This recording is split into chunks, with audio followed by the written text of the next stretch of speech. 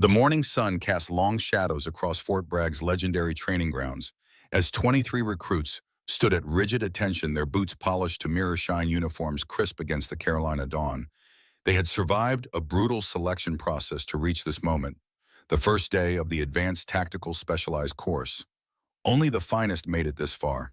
Among them stood Morgan Reed, a petite 5'2" woman with chestnut hair, pulled back in regulation style, and piercing blue eyes that remained fixed straight ahead.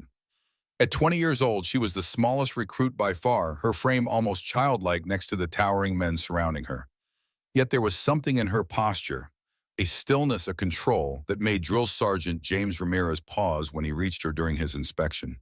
Ramirez, a weathered 58-year-old veteran with 3 decades of Special Forces operations etched into the lines of his face, studied her with narrowed eyes. He'd seen every type of recruit pass through these gates. Farm boys with shoulders like oxen, college athletes, street fighters. But something about this one caught his attention.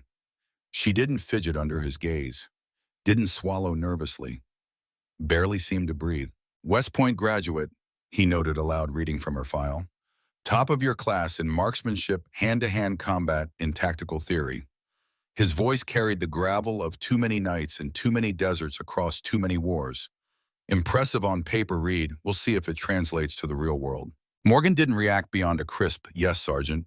Her voice was quiet but clear, carrying across the morning air with perfect control. 50 yards away, Colonel William Thompson observed from the shade of the administration building. At 62, the old Cold War warrior had seen the best America could produce. His steel gray hair and ramrod-straight posture were relics of another era, a time of shadows and secrets when men like him had stood as silent sentinels against the Soviet threat. Now he watched this new generation with a mixture of hope and skepticism. Group assignments, Ramirez barked, consulting his clipboard. The recruits shifted imperceptibly, the tension in their bodies betraying the importance of this moment. Team dynamics could make or break a soldier's future in special operations. Alpha Team, Ramirez called out. Miller Jason, a broad-shouldered giant of a man, stepped forward. 6'3", 230 pounds of Texas swagger. His close-cropped blonde hair and square jaw completed the picture of the perfect soldier.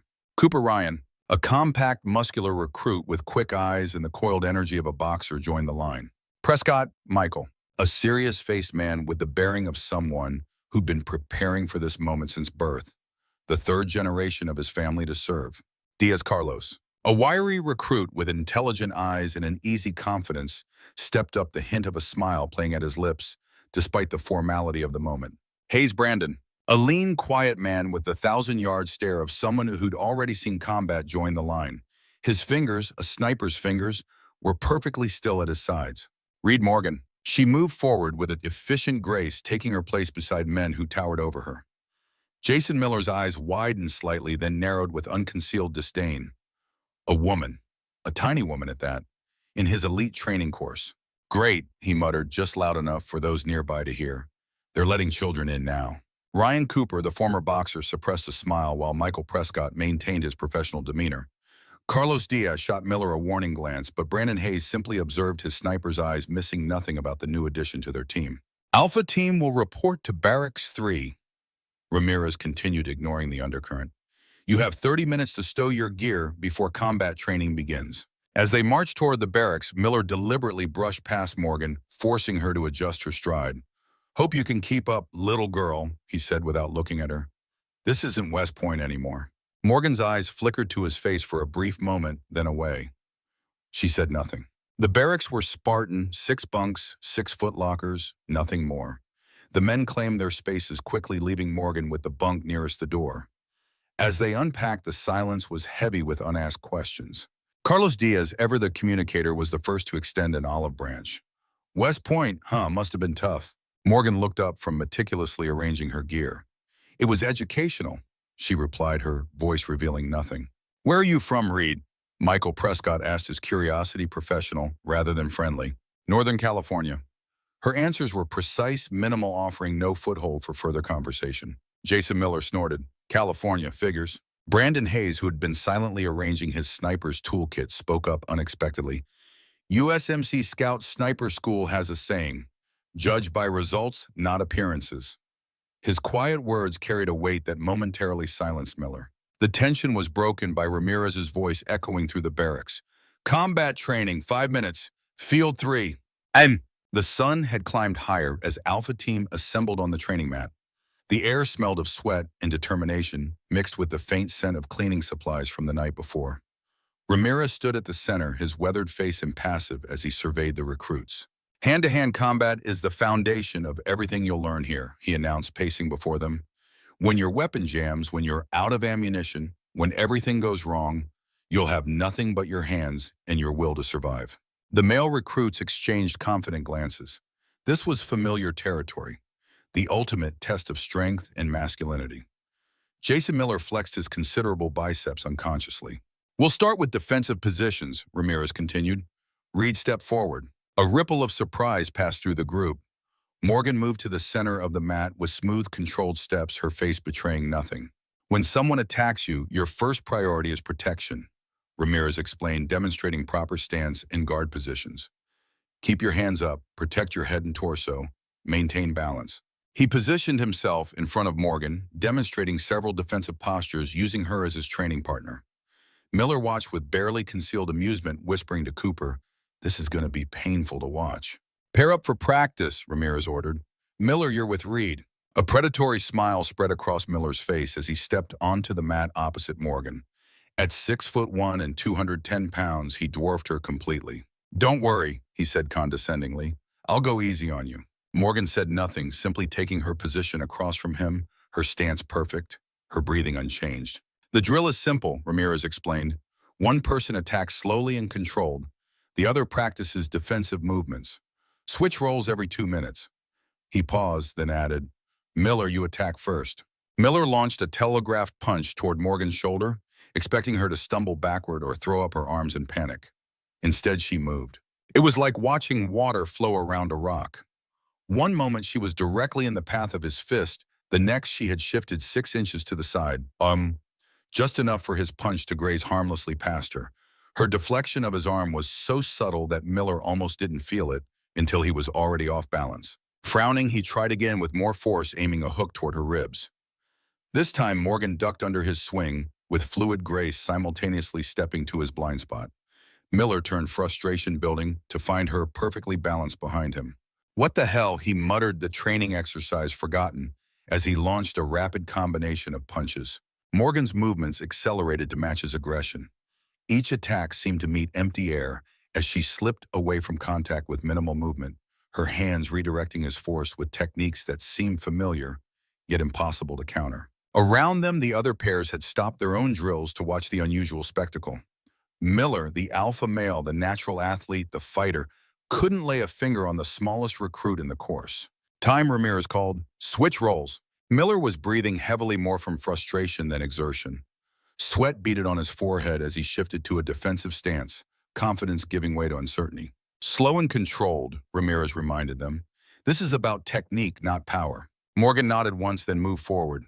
Her first strike was a simple palm thrust toward Miller's chest, delivered with perfect form. Miller moved to block it with his forearm, expecting little impact from someone her size. The strike hit his forearm with surprising precision, sending a numbing sensation shooting up to his elbow. His arm tingled oddly, as if she had somehow found a nerve center that bypassed his muscular advantage. "The hell was that?" he said, shaking his arm. Morgan reset her position and moved forward again, this time with a combination of strikes that flowed together like a choreographed dance. Each movement was precise and economical, with no wasted motion or excessive force. Miller tried to defend himself, but found that every time he moved to block one strike, Morgan was already targeting a different opening. Her hands seemed to find gaps in his defense that he didn't know existed, striking pressure points that sent confusion signals to his muscles. It wasn't painful, it was something worse.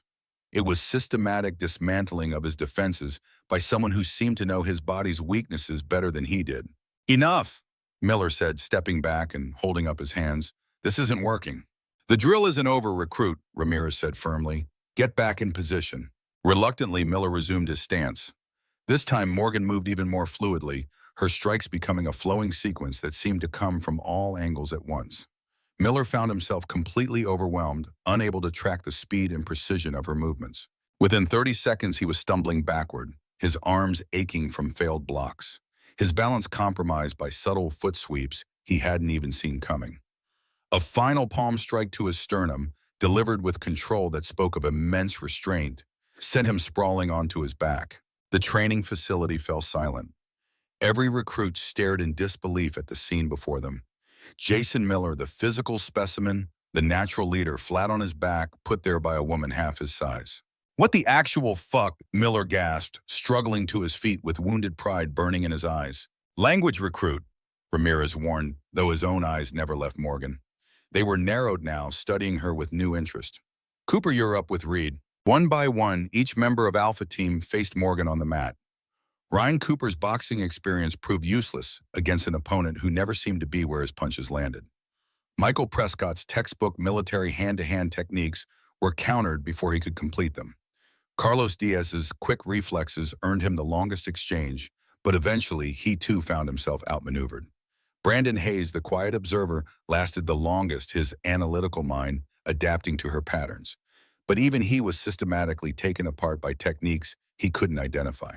By the end of the training session, all 5 male recruits stood along the edge of the mat, a mixture of confusion and newfound respect on their faces. They had entered the facility confident in their physical abilities and certain they would need to protect their smallest team member. Instead, they had discovered that Morgan Reed was unlike anyone they had ever encountered. Ramirez dismissed the group with instructions to report for physical conditioning after lunch. As they filed out, he caught Morgan by the shoulder. "Where did you learn to fight like that, Reed?" he asked quietly, his voice too low for the others to hear. Morgan met his gaze with calm blue eyes. "My grandfather taught me, Sergeant." "Your grandfather must be quite the instructor," Ramirez replied, studying her face for any reaction. "He was thorough," she said simply, then turned to follow her teammates. Ramirez watched her go, then glanced toward the administration building, where Colonel Thompson stood observing. The 2 old soldiers exchanged a look heavy with unspoken questions. Nah. The mess hall buzzed with conversation as Alpha Team sat together at a corner table. The story of the morning's combat training had spread through the base like wildfire, and curious glances were directed toward their table, particularly at the small woman eating methodically at the end. "So," Carlos ventured, breaking the uncomfortable silence, "that was impressive, Reed." Morgan looked up from her meal briefly, then continued eating without response. "Where exactly in Northern California are you from?" Michael pressed his natural curiosity, overwhelming his military formality. "Sierra Foothills," she replied between bites, offering nothing more. Jason Miller, his ego still bruised, leaned forward. "Look, we're going to be a team. That means communication. That means trust. That means knowing who we're working with." His voice carried an edge of challenge. "So how about you start sharing something real?" Morgan set down her fork and regarded him directly for the first time. Her blue eyes were unnervingly calm, holding his gaze with neither aggression nor submission. "My grandfather raised me on a remote property in the mountains," she said evenly. "He taught me to hunt, to track, to fight. I enlisted because he said I could serve with distinction. Is that real enough for you, Miller?" The directness of her response momentarily silenced him. Brandon Hayes, who had been quietly observing as always, spoke up. "What you did this morning wasn't standard military hand-to-hand," he said. "I recognized elements of Krav Maga, but there were other techniques I've never seen before." A ghost of a smile touched Morgan's lips. "My grandfather believed in comprehensive education." "Was he military?" Ryan asked, genuinely curious now. "Yes," Morgan answered, then returned to her meal. "Which branch?" Michael followed up. "Several," she replied cryptically. The men exchanged glances. Carlos laughed softly, breaking the tension. "You're not going to make this easy, are you?" Morgan didn't answer, but something in her posture softened slightly. "Doesn't matter," Jason said abruptly. "Fancy moves in a controlled environment don't mean much in the field. This afternoon will be different." The obstacle course, known as the Devil's Mile, stretched before Alpha Team under the punishing afternoon sun. A legendary test of physical endurance and mental fortitude, it featured walls to scale tunnels, to crawl through rope climbs, balance beams suspended over mud pits, and a final sprint through waist-deep water. Ramirez stood before them, clipboard in hand. "Individual runs first, then you'll tackle it as a team. Your combined time will determine your standing against the other training groups." He consulted his list. "Miller, you're up first." Jason approached the starting line with grim determination. Whatever had happened that morning, this was his territory. Raw physical power and endurance. He attacked the course with aggression, muscling his way through obstacles, leaving nothing in reserve. When he crossed the finish line, his time was impressive. He bent over, hands on knees, breathing heavily but satisfied. One by one, the others completed the course. Cooper used his agility to good effect. Prescott's methodical approach served him well. Diaz surprised everyone with his speed. Hayes moved with the quiet efficiency that characterized everything he did. Reed, Ramirez called, "You're up." Morgan approached the starting line, seemingly unaffected by the heat or the intimidating course before her. The men of Alpha Team watched with curiosity, some hoping for redemption, others simply wondering what new surprises she might reveal. At Ramirez's whistle, she began moving. What happened next defied their expectations once again. Morgan didn't simply run the course. She flowed through it like water, finding the path of least resistance. Where the men had powered through obstacles with strength and determination, she used momentum and precise technique. Her movements had an economy that was mesmerizing to watch, as if she had calculated the minimum energy expenditure required for each challenge. She scaled walls using tiny handholds the others hadn't noticed. She navigated the balance beams, not with cautious steps, but with confident strides. She swung through the rope section with a gymnast's precision. Most surprisingly, she crawled through the mud tunnel using an unusual inverted technique that kept her face clean and allowed for faster movement. When Morgan crossed the finish line, Ramirez checked his stopwatch twice. She had beaten the previous best time by nearly 40 seconds and showed hardly any signs of exertion. Her breathing controlled her uniform, only minimally soiled.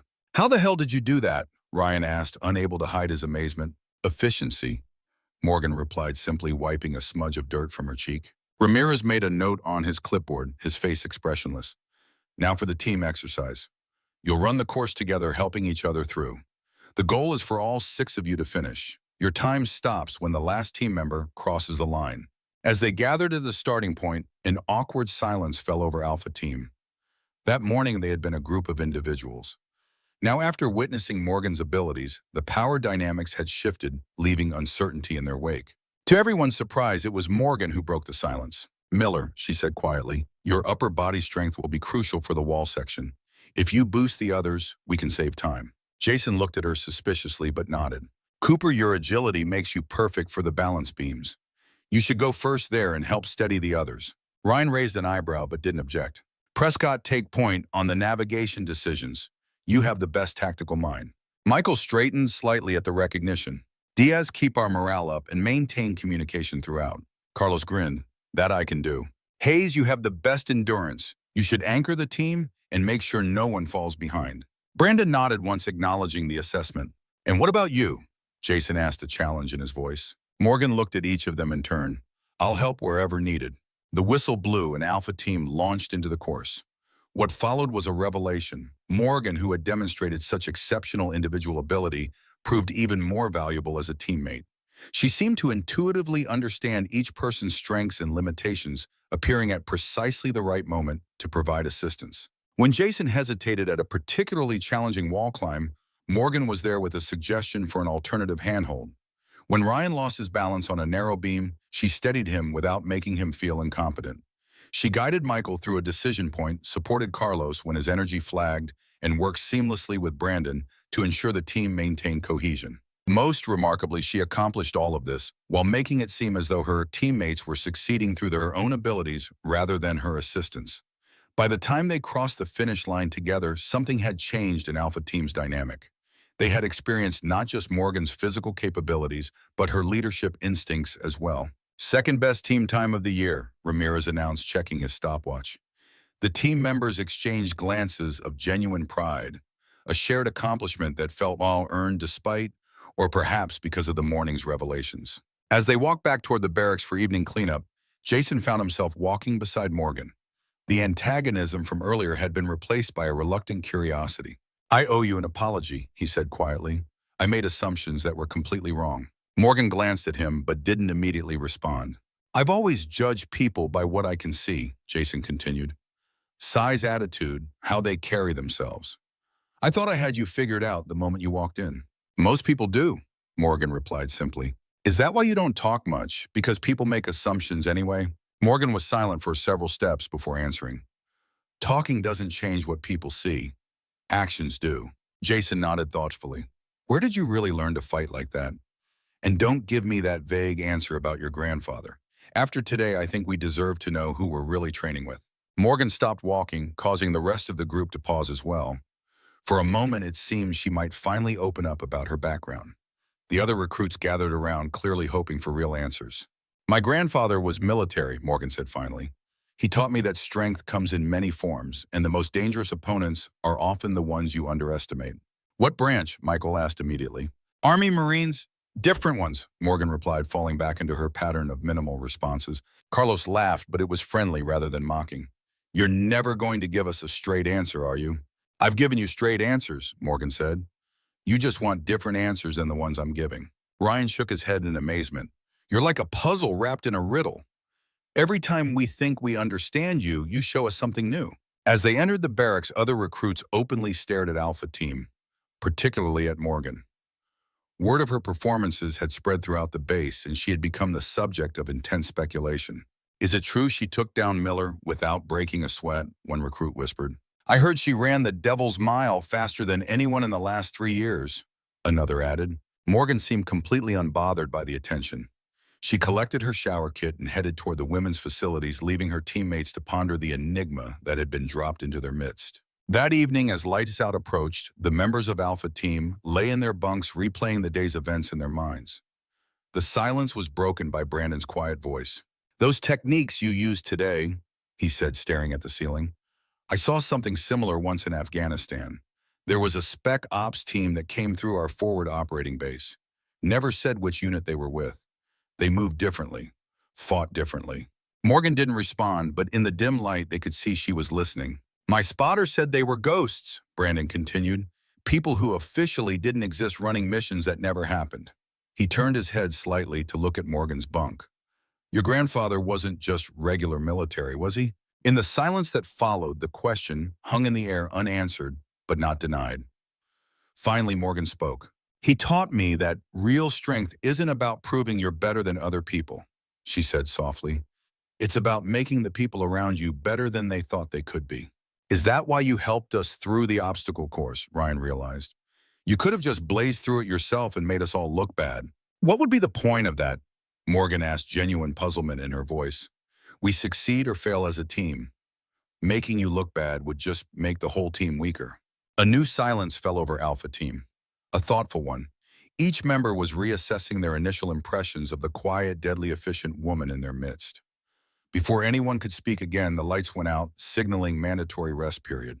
In the darkness, Colonel Thompson stood outside the barracks, deep in conversation with Ramirez. Both men spoke in hushed tones, their faces grave in the moonlight. You're certain about what you saw? Thompson asked. Ramirez nodded. Ghost program techniques. Hasn't been taught in 20 years. Not since the end of the Cold War. He paused. There's something else. The way she moves, it's familiar somehow. How so? Reminds me of someone I knew a long time ago, a man named Sullivan. Thompson's head snapped up. Alexander Sullivan. You knew him. The old colonel's face darkened with memory. We ran operations together. Eastern Europe 82 through 85. He looked toward the darkened barracks. If there's a connection there. What do we do? Ramirez asked. Thompson was silent for a long moment. We watch. We wait. His eyes narrowed with the calculation of a man who had spent decades in shadows. And we find out exactly who Morgan Reed really is. Inside the barracks, in the darkness of her bunk, Morgan Reed lay awake. Her breathing controlled her mind clear. She had revealed more today than intended, not in words, but in action. Her grandfather had warned her this might happen. One day, he had told her during those long training sessions in the mountains, your abilities will force you to make a choice between hiding who you are and becoming who you're meant to be. As sleep finally claimed her, Morgan wondered if that day had already arrived. 2 weeks passed at Fort Bragg like a storm front, intense, unrelenting, transforming everything in its path. Alpha Team had evolved from 6 individuals into a cohesive unit that consistently outperformed every other group in the Advanced Tactical Specialized course.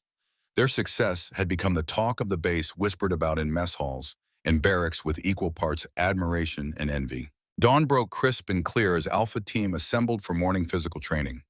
The routine had become familiar. 5 miles of running through North Carolina pine forests, followed by strength conditioning, that pushed even the fittest recruits to their limits. Jason Miller, once the undisputed alpha male, now paced himself alongside Morgan Reed, their strides matching despite the dramatic difference in their heights. "You're still not telling us everything," Jason said between controlled breaths as they led the formation along the forest trail. Sweat gleamed on his forehead despite the morning chill. "2 weeks and you're still a mystery." Morgan's breathing remained perfectly steady, her form efficient and economical. "Does it matter? We work well together now." Jason considered this as they rounded a bend in the trail. Behind them, the rest of Alpha Team maintained formation. Ryan Cooper with his boxer's footwork, Michael Prescott with military precision, Carlos Diaz somehow managing to look relaxed even at this pace, and Brandon Hayes bringing up the rear with vigilant eyes. "It matters when your teammates know you can snap a man's neck 6 different ways, but don't know where you learned it," Jason replied. A ghost of a smile touched Morgan's lips. "Only 4 ways, actually. The other 2 were improvised." It was the kind of dry humor that had slowly begun to emerge as she grew more comfortable with the team. Small revelations like water gradually wearing down stone. That evening, as Alpha Team gathered in their barracks after dinner, the usual post-training analysis gave way to something more personal. Carlos, ever the one to break barriers, had smuggled in a package of cookies sent by his mother. Contraband that would earn them all extra PT if discovered, but worth the risk for a taste of normalcy. "My abuela always said food loosens tongues," Carlos said, distributing his treasure among the team. "So how about it, read fair trade, cookies for stories?" Morgan accepted the offering with surprising grace. She hesitated, then spoke in a voice that for once wasn't measured and controlled. "I grew up in a cabin in the northern Sierra Nevada mountains," she began. "No electricity, running water from a stream. Nearest neighbor was 5 miles away." She took a small bite of cookie, her eyes distant with memory. "My grandfather, I only ever called him grandfather, raised me after my mother died when I was 5. I never knew my father." The men listened, suddenly aware they were hearing something precious, truth freely given rather than grudgingly extracted. "Grandfather started training me when I turned 6, Morgan continued. "Every morning began with a 5-mile run regardless of weather. Snow, rain, it didn't matter. Then combat training before breakfast, marksmanship after lunch, tactics and strategy lessons in the evening." "That's not a childhood," Ryan said softly. "That's a military program." Morgan met his eyes. "He always said he was preparing me for a world that wouldn't forgive weakness." "Was he military?" Michael asked, his family's generations of service giving the question weight. Morgan nodded, among other things. "What kind of man trains a 6-year-old girl like a special forces operator?" Jason asked the question that had been bothering all of them. Morgan looked down at the cookie in her hand, then back up. For the first time, real emotion flickered across her face, something between pride and sadness. "A thorough one," she answered, echoing her earlier description to Ramirez. "He was harsh but never cruel, demanding but never unfair. He taught me that true strength comes from discipline and control, not aggression." She paused, then added, "He would wake me at random times during the night, sometimes with a hand over my mouth, sometimes with a flashlight in my eyes. Adaptability, he called it. Learning to wake instantly alert, ready to fight or flee." "Jesus," Carlos whispered. Brandon, who had been characteristically quiet, spoke up. "SEER training techniques. Survival, evasion, resistance, escape. They teach that to special forces, not children." Morgan shrugged slightly. He believed in being thorough. The conversation might have continued, but the barracks door swung open. Sergeant Ramirez stepped in, his weathered face unreadable. "Alpha Team," he announced. "Report to Tactical Operations Center at 0600 tomorrow. Special assignment." After he left, excitement rippled through the group. Special assignments were rare during training, typically reserved for the final phase, not the middle of the course. "What do you think it is?" Ryan asked, unable to contain his enthusiasm. "Has to be a field exercise," Michael replied, his military background surfacing. "Probably a multi-day operation." "Whatever it is," Jason said, his eyes finding Morgan's, "it's a test." Morgan nodded, once her expression returning to its usual calm. But there was something else there now. A readiness and anticipation that hadn't been present before. Whatever was coming, she had been waiting for it. The Tactical Operations Center hummed with activity despite the early hour. Alpha Team stood at attention as Colonel Thompson himself briefed them, a rarity that underscored the importance of the mission. "Hostage rescue simulation," Thompson explained, his voice carrying the gravity of decades of command. 6 civilians held in a building complex 2 miles from here. Your mission is to infiltrate, neutralize the hostiles, and extract the civilians without casualties. He gestured to a detailed tactical map displayed on the wall screen. The complex consisted of 3 connected buildings arranged in a defensive triangle surrounded by open terrain with minimal cover. The opposition force consists of 6 Marine Corps veterans who volunteer for these exercises. Thompson continued. They know the terrain, they know the building layout, and they know how to fight. They're equipped with superior weapons and defensive positions. Jason glanced at his teammates. 6 against 6 seemed fair until you factored in the defenders' advantages. This exercise typically results in mission failure for recruit teams, Thompson added, confirming Jason's concerns. The point isn't necessarily to succeed, but to see how you perform under extreme pressure and how well you function as a unit when everything goes wrong. Have any recruit teams ever completed this successfully? Michael asked. 2 teams in the past 5 years, Thompson replied. Both of those teams included recruits with prior military experience or extensive combat training backgrounds. His eyes lingered briefly on Morgan, so briefly that most might have missed it. But she noticed, and so did Brandon, whose sniper's attention to detail missed nothing. You have 30 minutes to plan your approach, Thompson concluded. Then you move out to the target area. Questions? When no one raised a hand, Thompson and Ramirez left the room, leaving Alpha Team alone with the tactical challenge. Okay, Jason said, taking charge as he usually did during tactical discussions. 6 Marines in defensive positions with superior firepower. This could be a disaster. Not necessarily, Morgan said quietly. Everyone turned to look at her with surprise. She rarely offered strategic input during planning sessions, usually content to follow the team's decisions. What do you mean? Michael asked. Morgan moved to the map and studied it carefully. They have advantages, but they also have weaknesses. They're expecting us to approach like typical recruits, a direct assault or a poorly coordinated attempt at stealth. What else would we do? Ryan asked. Morgan's finger traced several paths on the map. They're positioned to defend against conventional attacks. But what if we don't attack conventionally? I'm not following, Carlos said. Morgan looked at each of her teammates in turn. Jason, you're the strongest. Ryan, you're the fastest. Michael, you have the best tactical knowledge. Carlos, you're the best at improvising under pressure. Brandon, you have the steadiest hands and best shooting accuracy. What about you? Brandon asked. Morgan paused before answering. I'm good at getting into places I'm not supposed to be.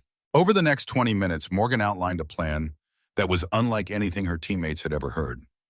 Instead of trying to overcome the Marines' advantages, she proposed using misdirection and unconventional tactics to turn those advantages into weaknesses.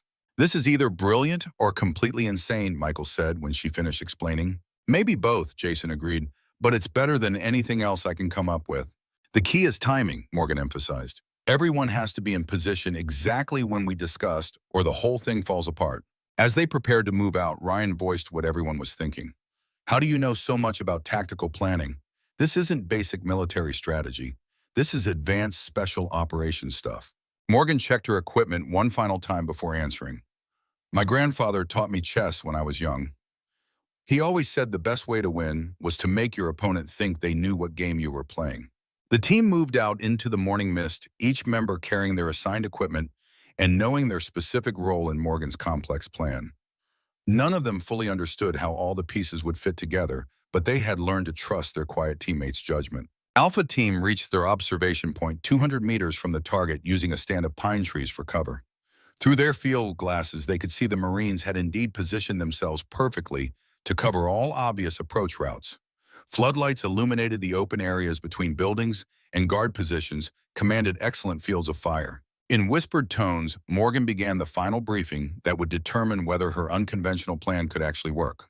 Remember, they're expecting us to try sneaking up or charging in like typical recruits, she said quietly. Instead, we're going to make them come to us. Jason checked his watch. Phase 1 starts in 2 minutes. Correct, Morgan confirmed. Ryan and Carlos, you move to the eastern approach and make noise. Don't try to be stealthy. Let them see you coming. Draw their attention and return fire. That sounds like a good way to get shot full of paint, Ryan said nervously. Trust the plan, Morgan said firmly. They'll focus on the obvious threat, which creates opportunities elsewhere. Michael and Jason received their instructions next. You two circle around to the western side. When the Marines reposition to deal with Ryan and Carlos, you'll have a clear shot at the building holding the hostages. "What about you and Brandon?" Michael asked. Morgan's expression became more serious. "We're going to eliminate the guard positions." "How?" Brandon asked. "There are 4 Marines in defensive positions with overlapping fields of fire. Even if Ryan and Carlos distract some of them, we can't take out 4 trained Marines." Morgan looked at her teammate and made a decision that would forever change how her team saw her. "Brandon, I need you to trust me completely for the next 15 minutes. Can you do that?" Something in her tone made Brandon nod without hesitation. "What do you need me to do?" "Follow my lead and don't question anything you see, no matter how strange it seems." As 0 hour approached, Morgan felt a familiar calm settle over her. Her grandfather's training years of practice and instincts honed through experiences her teammates could never imagine, all combining into a state of focused readiness. "Execute," she whispered into her radio. Ryan and Carlos moved toward the eastern approach exactly as planned, making enough noise to alert the defenders while still appearing to attempt stealth. Within moments, 2 of the Marine guards had repositioned to deal with the perceived threat. "Contact east," one of the Marines called out, and Morgan could hear the shift in their defensive posture through the darkness. "Phase 2, go," Morgan commanded. Michael and Jason began their approach to the hostage building while the Marines were distracted. Their movement was clean and professional, but Morgan knew it wouldn't be enough. The remaining Marines were too well positioned and too experienced to be completely fooled by the diversion. "Brandon, stay exactly 10 feet behind me and match my movements," Morgan instructed. "No matter what happens, don't break cover until I signal." They began moving toward the guard positions through terrain that offered minimal concealment. Brandon expected them to be spotted immediately, but somehow Morgan found paths through the darkness that kept them hidden from multiple sets of trained eyes. Her movement was unlike anything Brandon had ever seen. Morgan seemed to flow around obstacles and through shadows like she was part of the landscape itself. She anticipated the guards' sightlines and patrol patterns with impossible accuracy, leading Brandon through what should have been certain detection without ever being noticed. As they reached the first guard position, Brandon watched in amazement as Morgan approached a Marine who was scanning the area with professional alertness. The guard was positioned perfectly to see anyone coming, his weapon ready and his attention focused. Morgan moved behind him like a ghost. Her approach was so silent and so smooth that the Marine never sensed her presence until her training weapon was pressed against his neck. "Eliminated," she whispered, and the Marine's equipment registered the simulated kill. "What the hell?" the Marine muttered in disbelief as he realized he had been taken out without ever knowing his opponent was there. They moved to the second position, where another Marine was covering the western approach. This guard was even more alert, having heard the elimination of his teammate over the radio. "Thompson's down," he reported. "Unknown contact in Sector 7. Morgan signaled for Brandon to remain in position while she approached the second Marine. This time, Brandon had a clear view of her technique, and what he saw made him question everything he thought he knew about combat. Morgan didn't just move quietly. She seemed to anticipate the guard's every movement and reaction. When he turned left, she was already moving right. When he looked up, she was low. When he spun around at a sound, she was somehow behind him again. The engagement lasted less than 30 seconds, but to Brandon, it seemed like watching a masterclass in combat arts. Morgan neutralized the second Marine with techniques that appeared effortless, but required skills far beyond anything taught in basic training. "2 guards down," Morgan reported quietly into her radio, moving to final positions. The third and fourth Marines had realized they were dealing with something unexpected. Instead of panicking, they had taken defensive positions and were communicating efficiently about the threat. "This isn't some recruit making lucky shots," one of them said over the radio. "Someone knows what they're doing." Morgan paused at the edge of cover, studying the positions of the remaining guards. They had arranged themselves to provide mutual support, making it impossible to approach either one without being seen by the other. "Brandon," she whispered, "I need you to provide a distraction. Move to that position and make yourself visible for exactly 3 seconds, then get back under cover." "That'll draw fire from both of them," Brandon protested. "Exactly," Morgan confirmed. 3 seconds starting now." Brandon moved into position and deliberately exposed himself to the guard's sightlines. Immediately, both Marines shifted their attention and weapons toward him, exactly as Morgan had predicted. In the 3 seconds that Brandon provided distraction, Morgan moved across 30 feet of open ground and eliminated both remaining Marines in a sequence of movements that defied conventional tactical doctrine. When Brandon emerged from cover, he found Morgan standing calmly next to 2 very confused Marines who were staring at their equipment in disbelief. "Hostage building is clear," Michael reported over the radio. All civilians extracted successfully. 0 casualties. Colonel Thompson's voice came over the radio with obvious amazement. Exercise complete. All teams returned to base for debrief. As they regrouped for the walk back, the Marines who had served as opposition force approached Alpha Team with expressions of professional respect and curiosity. That was the cleanest tactical operation I've seen in 15 years, the team leader told Morgan directly. Where did you learn to move like that? Morgan's teammates gathered around equally eager for answers. The mission success had been impressive, but the manner of their victory had been nothing short of extraordinary. My grandfather taught me that sometimes the best way to win a fight is to make sure your opponents never realize they're in one until it's over, Morgan replied. Jason shook his head in wonder. That wasn't just good tactics. That was like watching someone who's been doing this professionally for years. Some lessons stick better than others, Morgan said simply. As they walked back to base, Brandon fell into step beside Morgan. That was incredible, but it also raises questions I'm not sure I want answers to. Morgan looked at him seriously. Questions like what? Questions like who you really are and why someone with your level of training is going through basic recruit exercises with the rest of us. Morgan was quiet for a long moment before responding. Sometimes people end up where they need to be, even if it's not where they plan to go. Is that your grandfather's wisdom too? Brandon asked. No, Morgan said quietly. That one's mine. Behind them, the 6 Marines who had been utterly outmaneuvered were having their own intense discussion about the small recruit who had just given them a master class in advanced combat operations. Word of what had happened was already spreading through the base's instructor network, and by morning Morgan Reed's reputation would reach levels that would attract attention from far beyond the training facility. The morning after the hostage rescue exercise brought changes to Fort Bragg. Alpha Team emerged from their barracks to find the regular training schedule had been suspended. Instead, Sergeant Ramirez informed them they would be spending the day on specialized weapons training, a reward for their unprecedented performance. As the team headed toward the firing range, Morgan felt eyes on her back. She turned to find Colonel Thompson watching from the administration building, his expression unreadable. Beside him stood 2 men in civilian attire, dark suits that practically screamed government agency.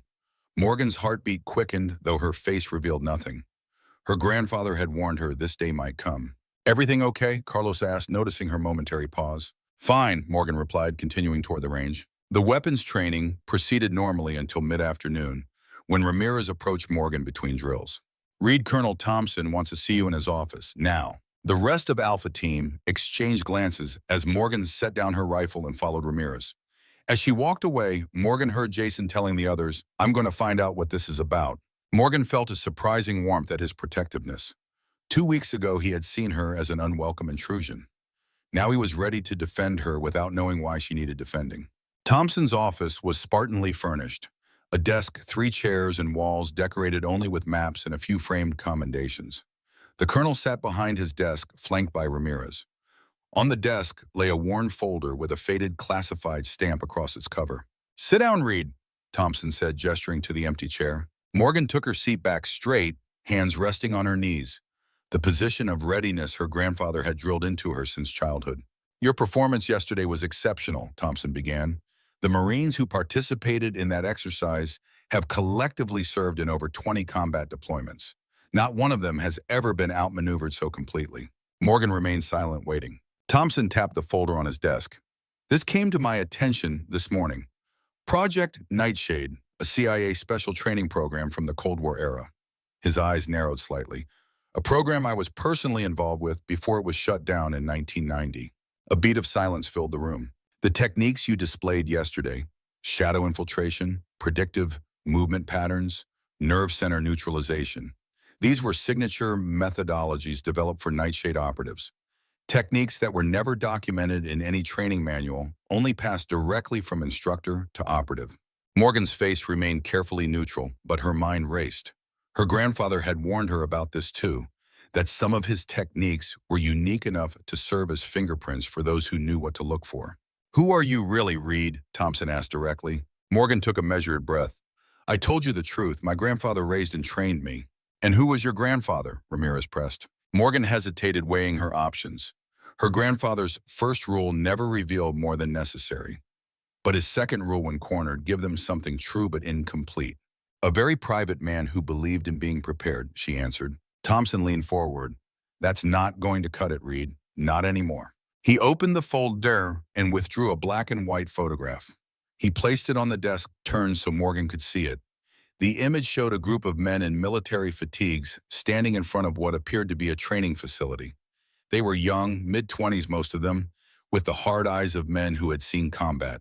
Eighth from the left, Thompson said. Look familiar. Morgan's eyes found the figure.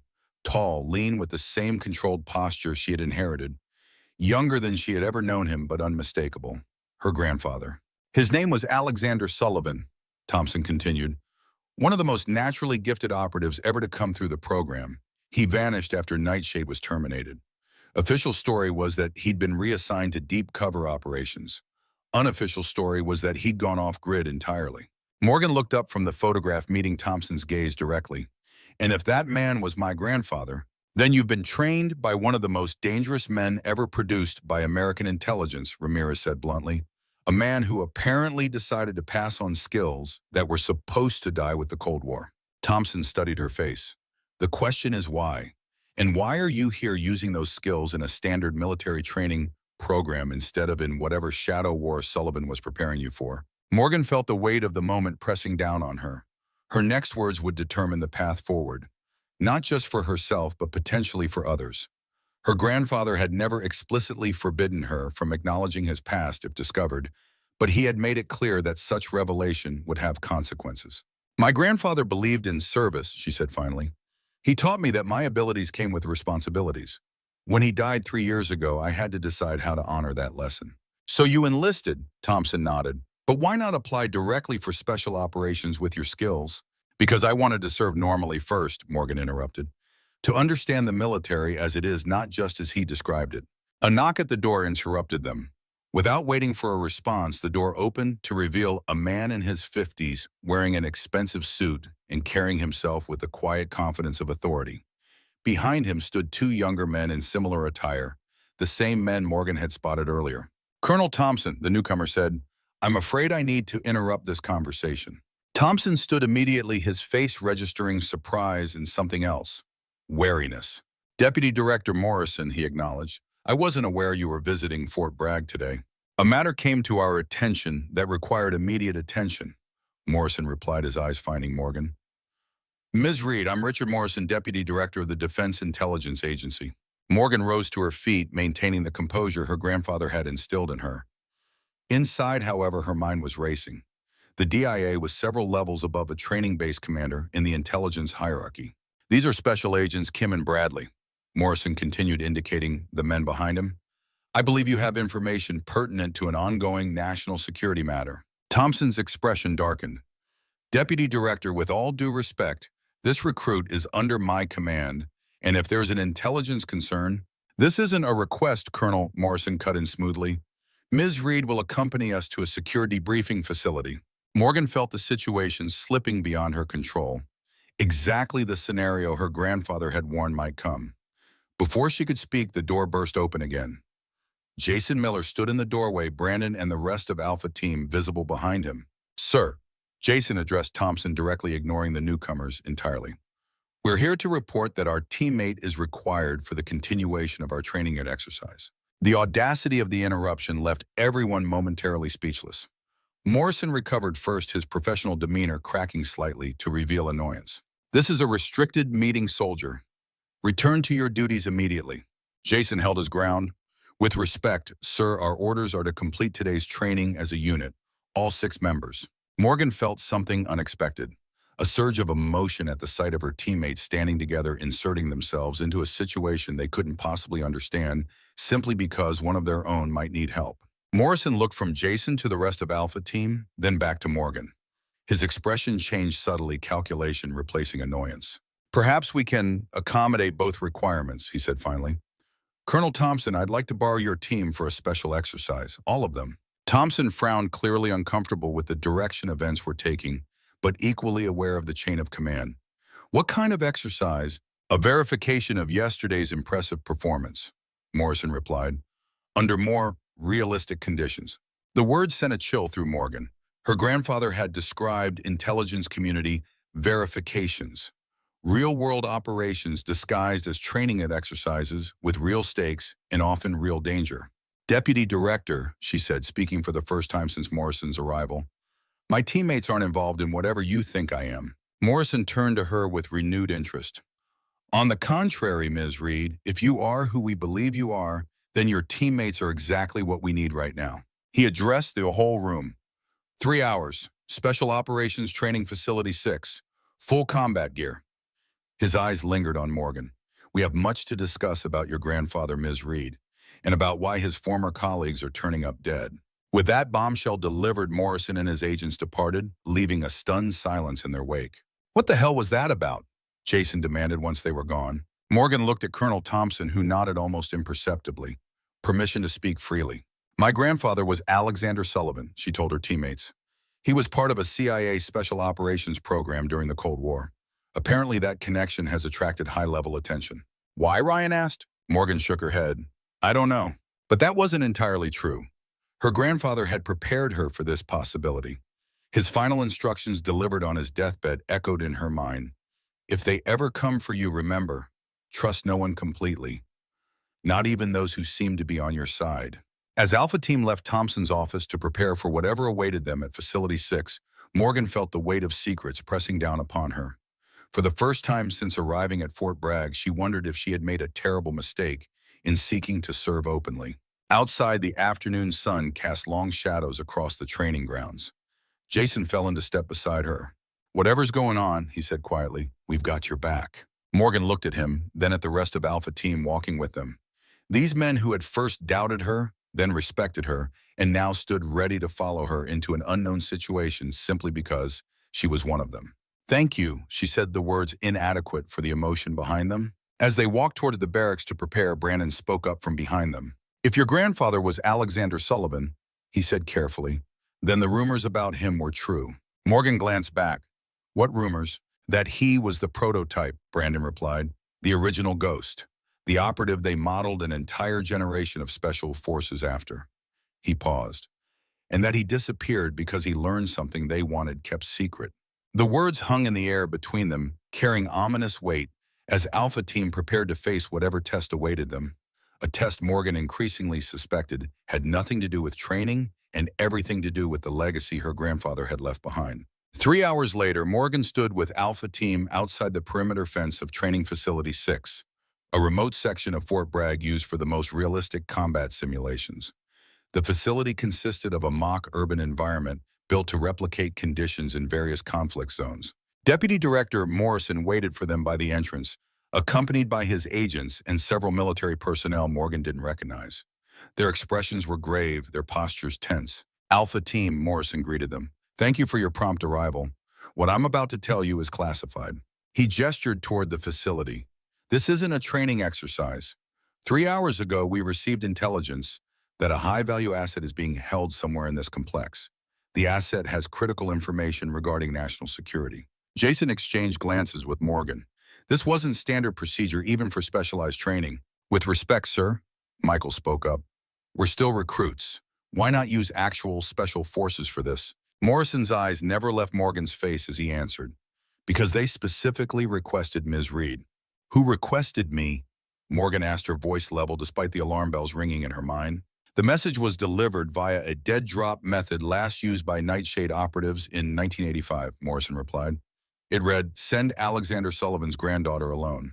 She's the only one he'll trust. Morgan felt the blood drain from her face. He's alive. For the first time, Morrison's professional mask slipped, revealing genuine confusion. You believed your grandfather was dead. 3 years ago, Morgan confirmed. Heart attack. Morrison exchanged glances with his agents. Ms. Reed, we have reason to believe Alexander Sullivan is the asset being held in that facility, and that he specifically asked for you. The revelation hit Morgan like a physical blow. Her grandfather, alive. The implications were staggering, the questions overwhelming. But one thing was certain, if he had broken his cover, to reach out the situation was dire indeed. I'll go, she said immediately. Not alone, Jason countered, stepping forward. We're a team. Morrison studied them, both, calculation evident in his eyes. The message specified alone. However, he added before Jason could protest further, a support team on standby might be prudent. What exactly are we walking into? Brandon asked, his sniper's instincts for danger clearly triggered. Unknown hostiles, Morrison admitted, possibly foreign intelligence assets, possibly domestic threats. All we know for certain is that Sullivan contacted us using emergency protocols that haven't been active for decades, and he specifically asked for his granddaughter. Morgan looked at her teammates, then back at Morrison. I need 5 minutes with my team. Morrison nodded. 5 minutes. Then we need your decision. As he walked away, Alpha Team huddled together, tension radiating between them. This is insane, Ryan said quietly. They're asking recruits to run a real operation. Not recruits, Morgan corrected. They're asking me. And you're actually considering it? Carlos asked incredulously. Morgan met each of their gazes in turn. My grandfather dedicated his life to this country. If he's alive and in trouble, I have to help him. Even if it means walking into a trap, Michael pointed out. Especially then, Morgan replied. Jason studied her face. You're going in regardless of what we say, aren't you? Morgan nodded once her decision made. Then we need a plan, Jason said, surprising her. Because there's no way you're going in without backup. For the next few minutes, they huddled together, formulating a strategy based on the limited information available. When Morrison returned, Morgan stepped forward. I'll go in alone, she stated, but my team will provide perimeter security and extraction support if needed. Morrison considered this, then nodded. Acceptable. We'll provide communications equipment and weapons. He paused, then added with unexpected sincerity, Ms. Reed, if your grandfather is indeed alive, there will be many questions that need answering. But first, we need to bring him home safely. As Morgan prepared for the mission, checking her equipment, with the methodical precision her grandfather had taught her, she felt a strange calm descend. 3 years of believing him dead, 3 years of carrying his legacy alone, and now possibly a reunion. But not under circumstances either of them would have chosen. Jason approached her as she made her final preparations. You know this could be a setup, right? Using your grandfather to draw you in. Morgan nodded. It crossed my mind. And you're still going? She checked her tactical vest one last time before answering. My grandfather's first lesson, always consider that every situation is a trap. His second lesson, sometimes you have to spring the trap to find out who set it. Jason shook his head with grudging admiration. Your grandfather sounds like one hell of a teacher. He was, Morgan replied, then corrected herself. He is. As darkness fell over Fort Bragg, Morgan stood at the entry point to Facility 6. Her teammates positioned strategically around the perimeter according to their hastily formulated plan. Morrison and his agents monitored from a command post nearby, their expressions tense with anticipation. Communications check, Michael's voice came through her earpiece. 5 by 5, Morgan confirmed softly. Remember, Jason's voice followed. Any sign of trouble you give the signal, and we're coming in. Morrison's orders be damned. Morgan smiled slightly at the protective tone in his voice. Understood. With a final deep breath, she stepped through the entry point and into the shadowy complex beyond, moving silently as only someone trained from childhood could move. Whatever waited inside, trap or truth, she would face it as her grandfather had taught her. With every step, one thought echoed in her mind: Alexander Sullivan was alive, and he had called for her. Night embraced Morgan Reed, or Shreed, as she moved through Training Facility 6, her footsteps silent on the concrete. The mock urban environment, designed to simulate everything from Middle Eastern villages to Eastern European industrial complexes, stood empty and ominous under the silver glow of a quarter moon. Years of training kept her senses sharp, cataloging every shadow, every potential threat point, every avenue of escape. If her grandfather truly waited somewhere in this labyrinth, he would have left signs only she would recognize. The communication device in her ear crackled softly. Perimeter secure, came Jason's voice tight with tension. No movement detected. Acknowledged. Morgan whispered, her voice barely audible, maintaining radio silence unless emergency. She switched off her transmitter, but kept the receiver active, another lesson from her grandfather. Always listen, seldom speak. The facility consisted of 3 main structures connected by alleyways and small courtyards. Morgan approached the central building first, noting the deliberate absence of security measures. Too easy, either a trap or an invitation. Near the main entrance, a small mark caught her attention: 3 vertical scratches on a door frame, seemingly random to any casual observer. To Morgan, it was as clear as a neon sign, the old recognition code her grandfather had taught her when she was just 7 years old. 3 marks vertical, proceed with caution. 4 marks, imminent danger. 2 marks, horizontal, safe passage. Morgan traced her fingers over the scratches. Recent made with something sharp and metallic. Her heart rate quickened despite her training. Proof of life. She entered the building through a side window, Rather than the marked door, another of her grandfather's rules. Never use the obvious entry point, even when invited. Inside, darkness enveloped her. She moved by touch and memory, her eyes slowly adjusting to the minimal light filtering through dust-covered windows. The building had been constructed to resemble an Eastern European government facility, complete with Cyrillic lettering on the walls, an echo of the Cold War her grandfather had fought in. On the second floor, Morgan found another marker, a small chalk X on a doorframe. She paused, listening intently. Nothing but the soft whisper of air through vacant hallways. The room beyond was empty except for a metal desk bolted to the floor and a single chair.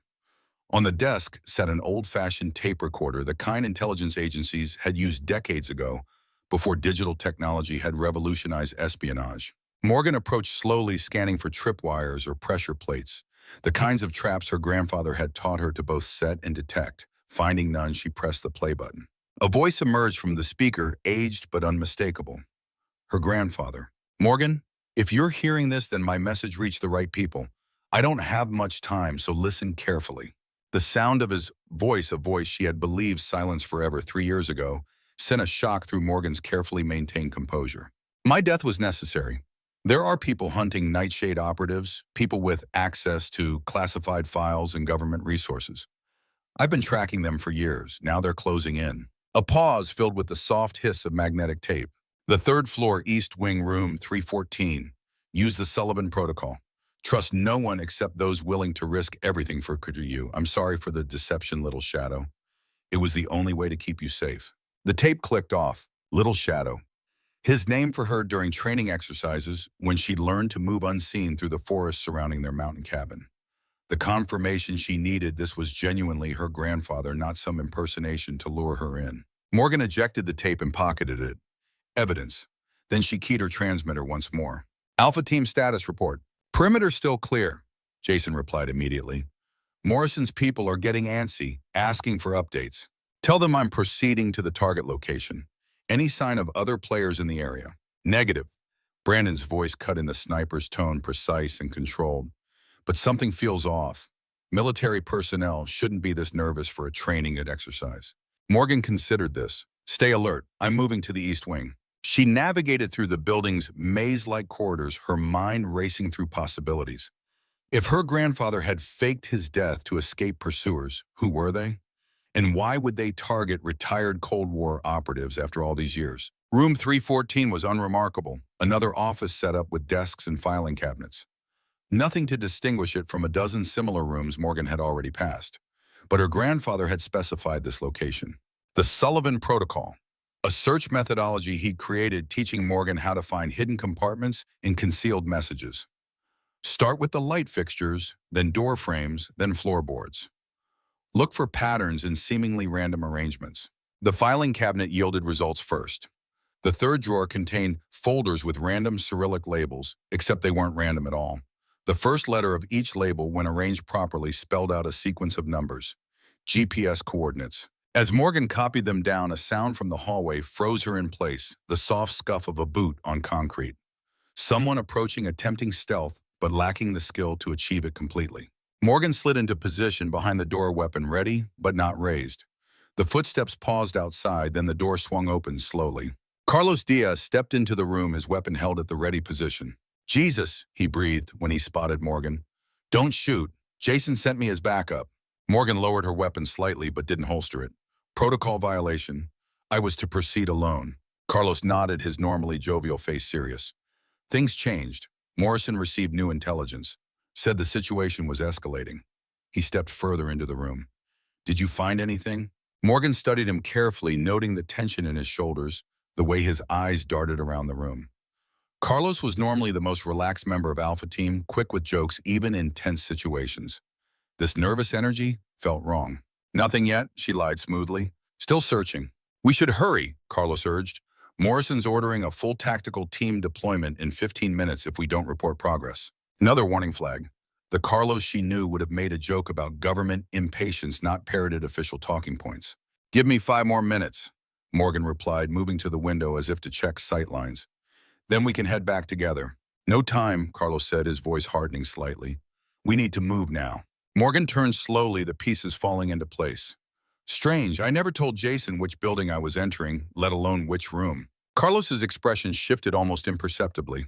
And the real Carlos would know that Morrison couldn't order a tactical deployment on a military base without going through the base commander first. Morgan raised her weapon. Who are you? The man who looked like Carlos smiled a cold expression, nothing like her teammate's warm grin. Smart girl, just like your grandfather. His accent had changed a slight Eastern European inflection, now detectable beneath the American English. His posture changed too, the casual stance of Carlos Diaz replaced by something more formal and disciplined. Where is my real teammate? Morgan demanded. Perfectly safe, the imposter replied. For now, as is the rest of your team, provided you cooperate. What do you want? The same thing everyone wants from an Alexander Sullivan protege information. He gestured to her pocket where she'd placed the tape. Starting with whatever he told you. Morgan's mind raced through scenarios. If this man knew about her grandfather knew about Nightshade, he represented exactly the threat her grandfather had warned about. And if he was here impersonating Carlos, it meant Alpha Team was compromised. Morrison sent you, she realized aloud. He's not D. The false Carlos shrugged. Morrison is exactly who he claims to be. Deputy Director of the Defense Intelligence Agency. But his real loyalties are more complex. Nightshade was disbanded decades ago, Morgan said, buying time as she assessed her options. What could possibly be worth hunting down retired operatives now? Project Kingfisher, the man replied. Your grandfather's true legacy. The operation that never made it into any official record, not even the classified ones. He took a step forward. He didn't tell you, did he? His favorite pupil, and he kept you in the dark about the most important work of his life. Morgan maintained her aim, mind working furiously. Kingfisher. The code word from her grandfather's tape. She'd assumed it was simply a protocol name, but if it was an actual classified operation, let's make this simple, the imposter continued. You give me the coordinates Sullivan provided, and your friends walk away unharmed. Resist, and they start disappearing, beginning with the real Carlos Diaz. Morgan's finger tensed on the trigger. She could take him down right now, but doing so would eliminate her best lead to her teammate's location. How do I know they're still alive? She demanded. The fake Carlos removed a phone from his pocket, tapped the screen, and held it up.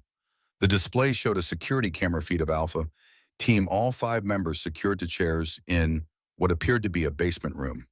They were alive, apparently uninjured, but heavily restrained. Satisfied, he asked. Now the coordinates. Morgan made her decision. Her grandfather had trained her for exactly this scenario, the impossible choice between mission and companions. His voice echoed in her memory. When forced to choose, pick the option that keeps you in the game longest. You can't help anyone if you're taken off the board early. 40.71 North, 74 Tau 60D West, she said clearly. The man smiled triumphantly. New York City, Manhattan specifically. Now we're getting somewhere. He pocketed his phone. What else did the old man tell you? Morgan lowered her weapon slightly as if capitulating. He mentioned Kingfisher. Said it was the reason they're hunting Nightshade operatives. And he said the evidence was hidden in plain sight. Something about the banks of the Hudson where the forgotten patriot sleeps. The imposter's eyes lit with recognition. Grant's tomb. He nodded to himself. Of course. Sullivan always did have a flair for the historical. He raised his weapon, training it steadily on Morgan. You're coming with us. Your grandfather values you above all else.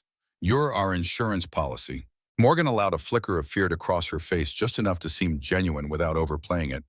What happens to my team? They stay as leverage until we recover the Kingfisher files. After that, their memories of this incident will become conveniently clouded. His smile turned cold. A move, lowly. Any attempt to alert anyone in your friend's situation becomes considerably more painful. Morgan complied, moving toward the door with measured steps, her weapon now lowered. As they reached the threshold, she deliberately stumbled, dropping to one knee. The imposter maintained his aim. Clumsy, up, now. Morgan rose, hands visible. But as she straightened her foot, connected with the doorframe, 3 quick taps, a pattern that would be meaningless to most observers. Outside the building, positioned at his observation point, with a high-powered scope, Brandon Hayes caught the signal. 3-tap hostage situation, hostile escort. The sniper protocol Morgan had taught him during their training sessions. Brandon keyed his radio. Compromise. Reed is under hostile control. Implementation of contingency echo. Across the facility perimeter, the remaining members of Alpha Team received the alert. Jason, positioned near the main entrance, felt his heart rate spike but kept his outward demeanor calm. Contingency Echo, the fallback plan they'd created for worst-case scenarios.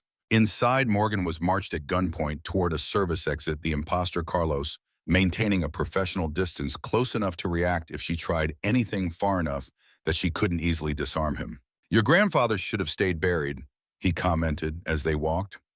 2 years of perfect silence, then suddenly he reaches out. "Why now? What changed?" Morgan kept her response measured. Maybe he discovered who was hunting his former colleagues. He always knew who. The question was why. The imposter checked corners as they moved, his training evident in every motion. Kingfisher should have remained in the past where it belonged. They reached a service door leading to an alley between buildings. The imposter pressed a communicator in his ear. "Package secure, moving to extraction point Alpha." As the door opened, Morgan prepared herself. Contingency Echo would be triggered the moment they exited the building, a coordinated response that depended on perfect timing and absolute trust between teammates. The night air hit them as they stepped outside. 3 seconds. 2. 1. The world exploded into action. A flashbang grenade detonated at the far end of the alley, bright enough to be disorienting but positioned to avoid blinding Morgan, who had closed her eyes at the exact moment of detonation. The imposter instinctively turned toward the threat, his weapon shifting away from Morgan for a critical half-second. It was enough. Morgan dropped and pivoted, sweeping her leg against his ankles while simultaneously reaching for his weapon arm. The move, practiced thousands of times in mountain clearings under her grandfather's watchful eye, was executed with precision born from endless repetition. The imposter was good, his reaction nearly fast enough to counter. Nearly. Morgan's hand closed around his wrist, twisting with calculated pressure against the radial nerve.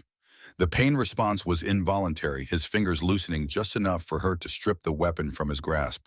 He recovered quickly, driving an elbow toward her temple that would have ended the fight had it connected. Morgan slipped underneath, using his momentum against him as she maneuvered behind him, applying a blood choke that cut off circulation to his brain. "Where is my team?" she demanded, maintaining the hold with precise pressure enough to threaten unconsciousness without delivering it. "You're outnumbered," the man gasped, still struggling. "Morrison has a dozen operatives on site." "Wrong answer." Morgan adjusted her hold, increasing pressure until the imposter went limp in her arms. She eased him to the ground, securing his hands with his own belt before taking his communications device. "Brandon's status?" she whispered into her own communicator. "2 hostiles neutralized near the north perimeter," came the sniper's calm reply. "Morrison and 3 others are at the command post, unaware of the situation." "Ryan Michael," no response. "Jason Carlos," silence. Morgan checked the phone she'd taken from the imposter, pulling up the security feed. The basement room was still visible, her teammates still restrained, but now 2 armed men stood guard over them, weapons ready. "Brandon, I need a location on the rest of the team." The imposter had a video feed. "Working on it," Brandon replied. "Based on the architectural features visible in the background, they're in the sub-level of Building 3. Morgan moved quickly, staying in shadows as she made her way toward Building 3. Using the imposter's communication device, she listened to the chatter between Morrison's operatives, most of it coded, but enough clear text to piece together their deployment pattern. 12 hostiles total, 4 with Morrison at the command post, 2 neutralized by Brandon, 1 unconscious at her feet. 5 remaining, including the 2 guarding her teammates. The odds were improving. Morgan reached Building 3 and found the access point to the sublevel, a maintenance door with a keypad lock. She examined the imposter's phone again, searching for clues to the access code.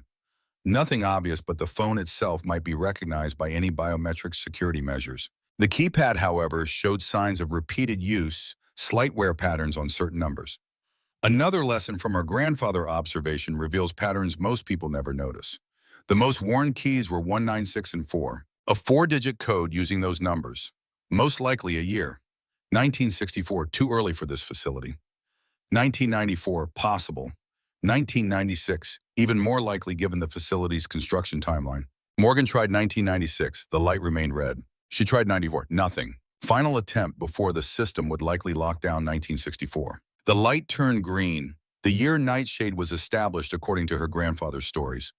These people were definitely connected to the old program. The door opened to reveal a narrow stairwell leading down. Morgan moved silently in weapon-ready senses alert for any sign of hostiles. At the bottom, another door, this one with a small window allowing her to see into the hallway beyond. Clear. She slipped through, moving toward the location where her teammates were being held. The sub-level was utilitarian concrete walls, exposed pipes, minimal lighting, designed to simulate Eastern European bunker systems for training exercises.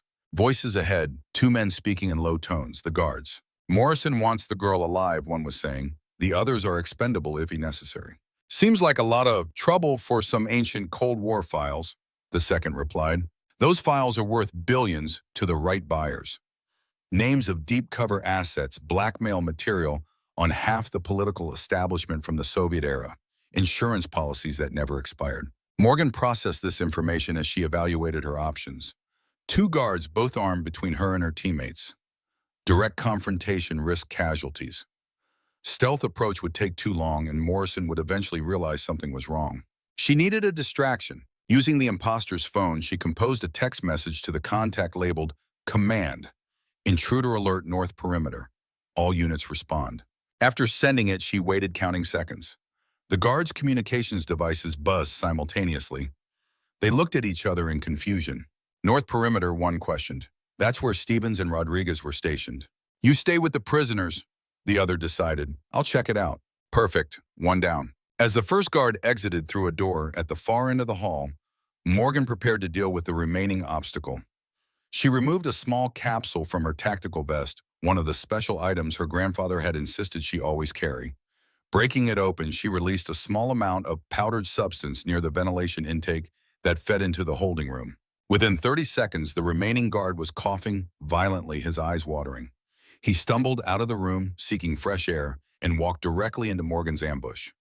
One precise strike to the vagus nerve, and he collapsed unconscious. Morgan entered the holding room to find her teammates exactly as shown in the video feed, secured to chairs, alert but restrained. Took you long enough, Jason commented, relief evident beneath his bravado. Sorry to keep you waiting, Morgan replied, moving quickly to cut their restraints. Status report. They grabbed us one by one from our positions, Michael explained as Morgan freed him. Professional operation, military precision. These aren't ordinary government agents. They're hunting my grandfather, Morgan said, moving to release Ryan next, and something called Project Kingfisher. Your grandfather's alive, Carlos asked incredulously, rubbing his wrist as Morgan cut through his bonds. I thought, so did I, Morgan interrupted. It's complicated. We need to move. Morrison has at least 7 operatives still active, and they'll realize something's wrong any minute. What's the play? Jason asked, immediately shifting to tactical planning. Morgan considered their options. We're outnumbered, outgunned, and in hostile territory.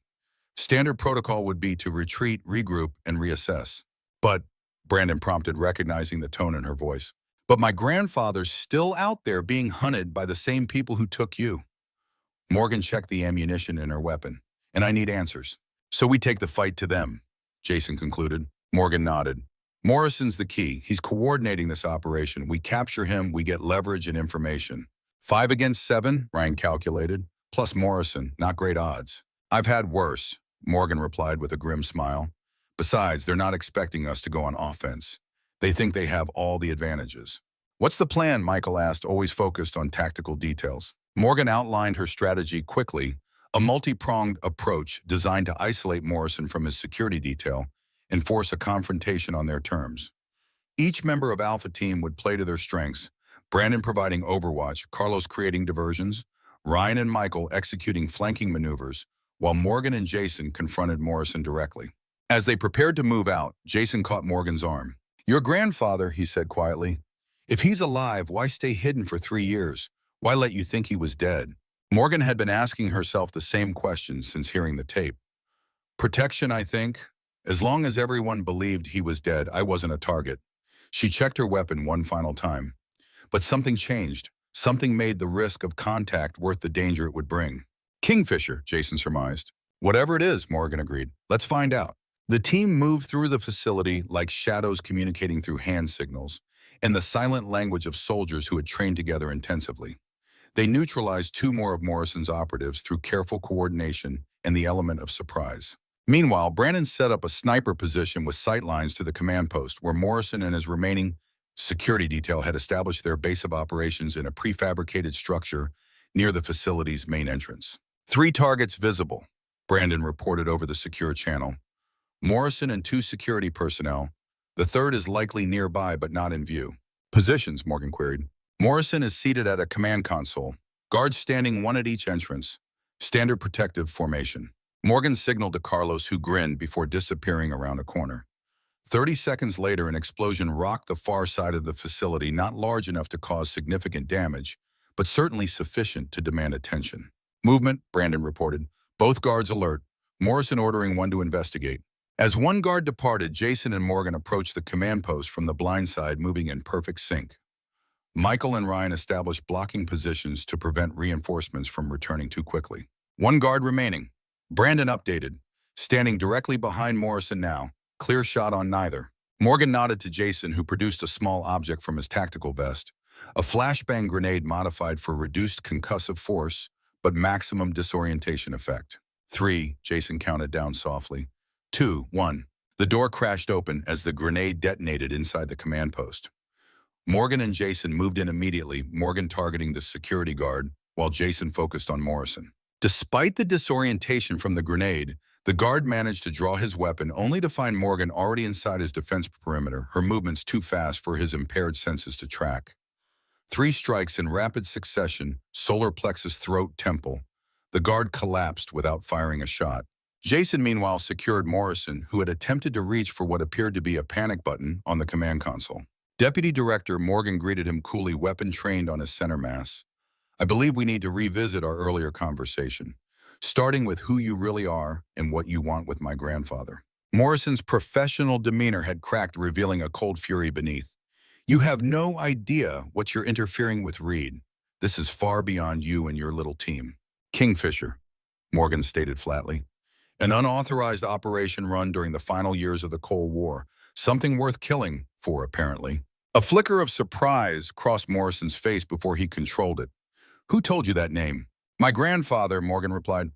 The man you've been hunting, the man who's still very much alive despite your best efforts. Morrison laughed, a harsh, humorless sound. Alexander Sullivan, the ghost who wouldn't die. Do you even know what he did? What Kingfisher really was? Why don't you enlighten me? Morgan suggested, her weapon never wavering. It wasn't just an operation, Morrison said, his voice taking on a lecturing tone. It was insurance. Your grandfather and his team buried evidence, mountains of it, documenting decades of off-the-books operations conducted by elements within American intelligence agencies. Operations that, if exposed, would bring down governments and reshape global alliances. Blackmail material, Jason summarized from his position. Strategic leverage, Morrison corrected. Insurance against betrayal by the very agencies they served. Sullivan and his team knew the rules of the game. Once an asset becomes a liability, they're removed. Kingfisher was their protection against being discarded. Morgan processed this information, comparing it against everything her grandfather had ever told her about his service. He had never mentioned Kingfisher specifically, but there had been hints of oblique references to contingency plans and protection protocols.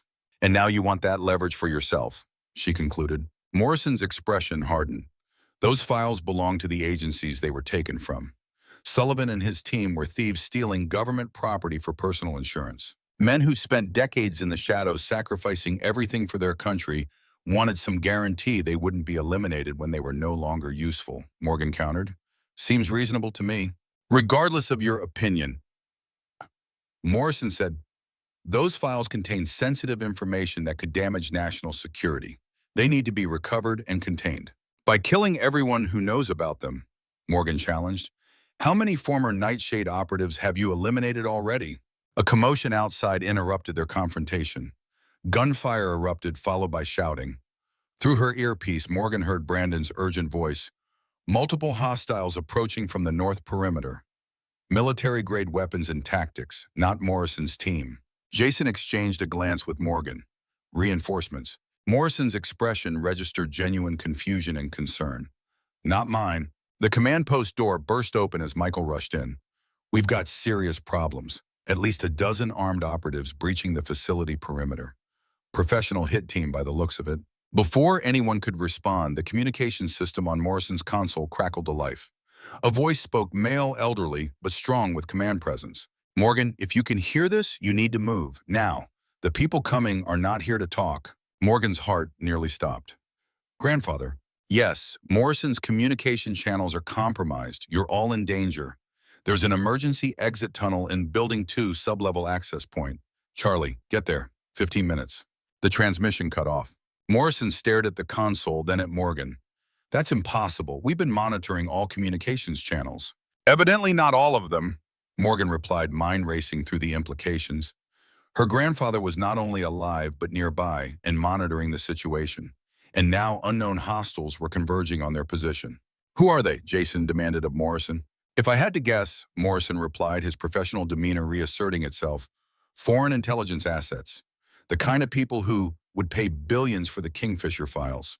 The kind who don't leave witnesses. Morgan made a split-second decision. We're moving to the extraction point. All of us. She gestured to Morrison with her weapon. Including you, Deputy Director. Consider yourself in protective custody. You're making a mistake, Morrison warned. I'm not your enemy here. You had my team abducted and threatened their lives, Morgan reminded him coldly. Enemy is exactly what you are. As gunfire intensified, outside Alpha Team regrouped and moved toward Building 2, Morrison in tow as an unwilling companion. Brandon provided updates on the approaching hostiles, a professional strike team using coordinated movement patterns and communication discipline that spoke of high-level training. These aren't typical mercenaries, Brandon observed through his scope. These are special forces operators, maybe former Spetsnaz by their movement patterns. They reached Building 2 just as the first of the unknown hostiles entered the facility's main courtyard. Michael located the access point to the sublevel, and they descended into the darkness below. The sublevel was a maze of utility corridors and storage rooms. Carlos took point, navigating by the emergency lighting and following Morgan's directions based on her facility knowledge. Access point, Charlie should be at the end of this corridor. Carlos reported, checking a junction ahead. Clear so far. They moved forward, the sounds of conflict above growing more distant. Whatever force had arrived was engaging Morrison's remaining operatives, buying Alpha Team precious time. At the end of the corridor stood a heavy metal door marked with a faded C stencil. No electronic locks, just an old-fashioned mechanical system. This facility was built during the early Cold War, Morgan explained as she examined the door. Emergency escape tunnels were standard features in case of nuclear attack. How do you know that? Ryan asked. Morgan smiled slightly. My grandfather helped design some of these training facilities. He made sure I knew the layouts just in case. In case of what? Jason wondered aloud. In case of this, apparently, Morgan replied, manipulating the lock mechanism with practiced movements. The door swung open to reveal a narrow tunnel dimly lit by emergency lighting that flickered with age. The team entered cautiously, with Brandon taking up rear security to watch for pursuers. They had traveled perhaps 100 yards when Morgan felt a subtle change in the air pressure, the kind that preceded someone opening a door into a sealed environment. She signaled for the team to halt and take defensive positions. Ahead, a figure emerged from a side passage, tall, lean, with the rigid posture of military bearing, despite his obvious age. White hair cut short in military fashion, face weathered by time, but still handsome in its severity. Eyes that Morgan would have recognized anywhere, the same eyes she saw in the mirror every morning. Alexander Sullivan, very much alive, stood before them. Grandfather, Morgan whispered, 1,000 emotions warring for dominance in that single word. Sullivan's face softened almost imperceptibly, the closest thing to emotion Morgan had ever witnessed from him. You've grown, he said simply. His eyes moved past her to take in Alpha Team, lingering briefly on each face before settling on Morrison, who stood under Jason's guard. And you've brought company. They're my team, Morgan explained, and he's the man who's been hunting you. Sullivan nodded. Richard Morrison, we've never met in person, but I know your work. The elimination of 3 Nightshade operatives over the past year bears your signature, clean professional with excellent cover stories. Morrison's expression remained neutral. I was following orders, Sullivan, same as you always did. The difference, Sullivan replied, is that I knew when certain orders should be questioned. He turned his attention back to Morgan. We don't have much time. The people above are merely the first wave. There will be others. Who are they? Morgan asked. Former KGB, now working for private interests, Sullivan explained. One of many groups who would kill for the Kingfisher files. Which you hid, Morrison interjected. Sullivan's gaze hardened. Which we protected from people who would misuse them. People like you, Morrison. A distant explosion shook dust from the tunnel ceiling. The conflict above was intensifying. We need to move, Sullivan decided. There's a vehicle waiting at the tunnel exit. Enough discussion for now. Not good enough, Jason spoke up, surprising everyone. No offense, sir, but Morgan thought you were dead for 3 years. You show up now with mysterious files everyone's willing to kill for foreign hit teams on your tail, and you expect us to just follow you without explanation. Sullivan studied Jason with new interest. You must be Miller. Morgan's messages about you were accurate. He glanced at his granddaughter. You've chosen your teammates well. Messages, Morgan questioned. What messages? The postcards you sent from Fort Bragg, Sullivan replied. The ones with the invisible ink messages detailing your training progress and team dynamics. Morgan's confusion was evident. I never sent any postcards. Sullivan's expression shifted to one of alert concern. Then someone has been monitoring you and reporting on your activities. Someone who knows our old communication methods. Another explosion closer this time. Details later, Sullivan decided. For now, we need to extract. All of us. He looked directly at Morrison. Even you, Deputy Director, your usefulness as a source of information outweighs the inconvenience of your previous actions. They moved quickly through the remainder of the tunnel, merging into a wooded area half a mile from the training facility. As Sullivan had promised, transportation awaited a nondescript van with civilian plates. As they piled in, Morgan positioned herself next to her grandfather. There were 1,000 questions she wanted to ask, 1,000 emotions she needed to express. But years of his training had taught her to prioritize survival over sentiment. Where are we going? She asked instead. Sullivan started the engine. New York City, where Kingfisher began and where it will end. As they drove away from Fort Bragg, the night sky behind them glowed orange with the fires of conflict. Whatever game was being played had escalated beyond training exercises and intelligence operations. It had become a shadow war with Alpha Team now caught in the middle. Morgan looked at her teammates' men who had gone from skeptics to allies to something approaching family in just a few short weeks. They had followed her into danger without fully understanding the stakes.